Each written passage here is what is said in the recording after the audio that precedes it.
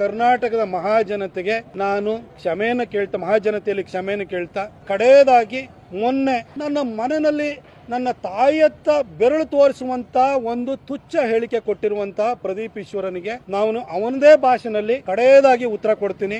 ದಯವಿಟ್ಟು ಕರ್ನಾಟಕದ ಮಹಾಜನತೆ ನನ್ನನ್ನು ಇದೊಂದು ಸಾರಿ ಕ್ಷಮಿಸಬೇಕು.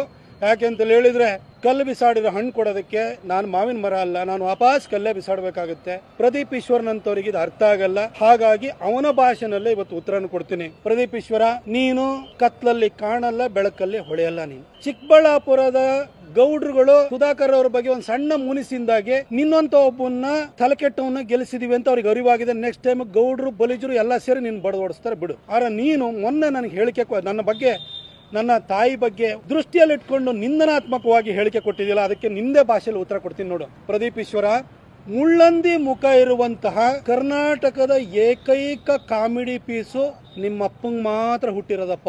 ಇನ್ಯಾರು ವಾರಸದಾರ ಅದಕ್ಕೆ ಬರಲ್ಲ, ಆಸ್ತಿ ಕೇಳಕ್ ಬರಲ್ಲ.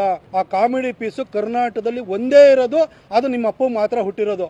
ಆದ್ರೆ ನಮ್ಮಪ್ಪ ಏನಾದ್ರೂ ಕೂಡ ಅವ್ರ ಪ್ರಾಯದಲ್ಲಿ ಚಿಕ್ಕಬಳ್ಳಾಪುರದ ಕಡೆ ಹೋಗಿದ್ರೆ ನೀನು ಬಹಳ ಸುಂದರವಾಗಿ ಹುಟ್ಟುತ್ತಾ ಇದ್ದೇನೆ. ಇನ್ನೊಂದು ಸಾರಿ ವೈಯಕ್ತಿಕವಾಗಿ ಮಾತಾಡ್ತಾ ಇರ್ಬೇಕಾದ್ರೆ ಎಚ್ಚರಿಕೆಯಿಂದ ಇರಬೇಕು ಮಗನೇ. ಇದನ್ನ ನಿನಗೆ ವಾರ್ನಿಂಗ್ ಕೊಟ್ಟು ಹೇಳ್ತಾ ಇದ್ದೀನಿ.